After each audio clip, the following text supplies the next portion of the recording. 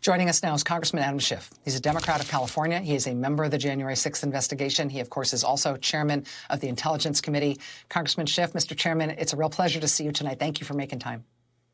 Great to see you.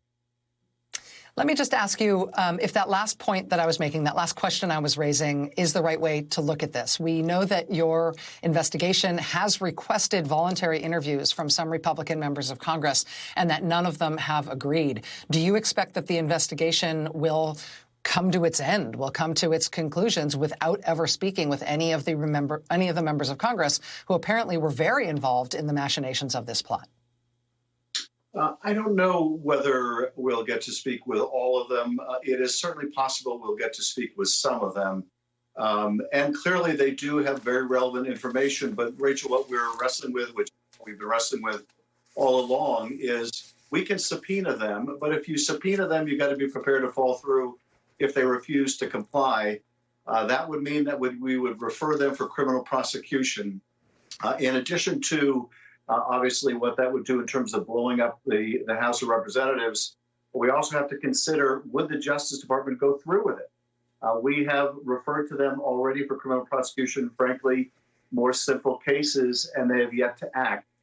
So this is what we're wrestling with. I think that on the positive side, as with so many of these, unwilling witnesses, we are learning a lot about their interactions with the president, with the White House, notwithstanding their non-cooperation. So we are getting the facts, and at the end of the day, that's the most important thing. So we can put that information out to the public, and we can take steps to try to protect the country going forward.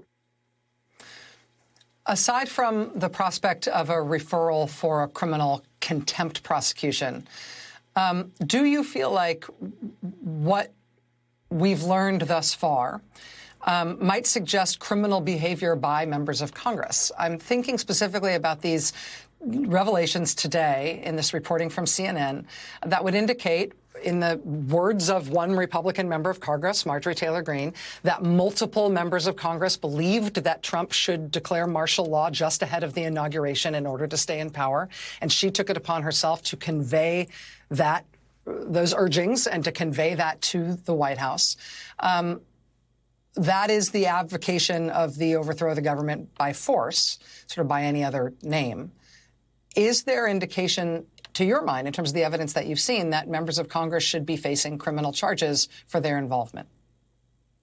I haven't reached a conclusion on that point, but I do agree, certainly with the judge in California, Judge Carter, that there is compelling evidence that the President of the United States and others engaged in very possibly criminal activity to obstruct the Congress, to defraud the United States, to engage in conspiracy.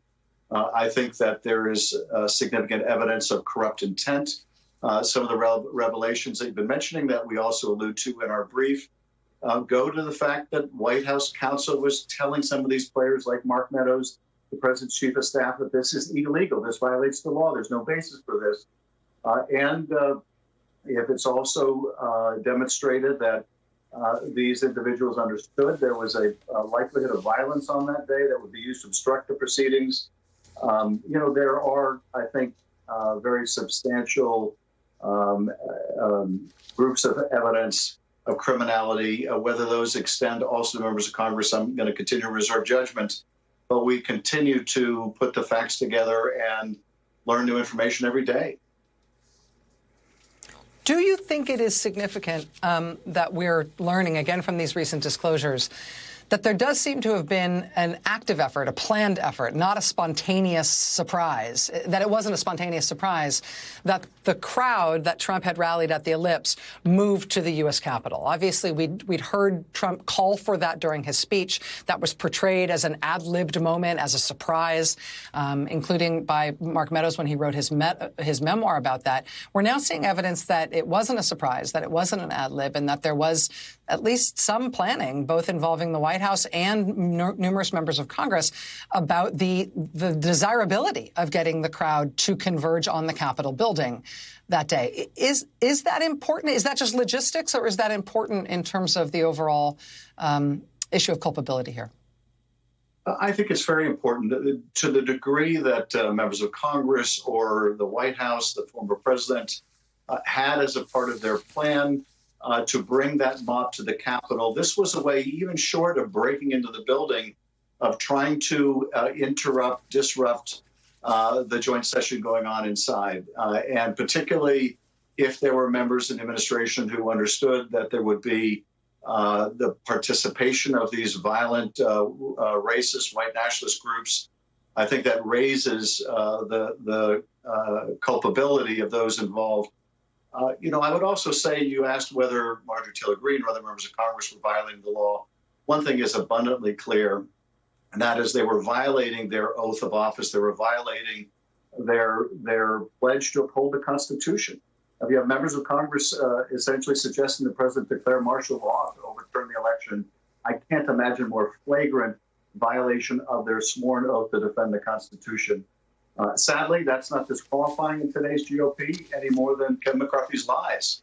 Evidently, what disqualifies you in today's GOP is if you do uphold your oath and if you are willing to tell the truth. That puts you on a track outside of Kevin McCarthy and Donald Trump's GOP. Congressman Adam Schiff, Democrat of California, sits on the January 6th committee, chair of the Intelligence Committee. Mr. Chairman, thank you very much for your time tonight. It's a pleasure to have you here. Thank you. Good to be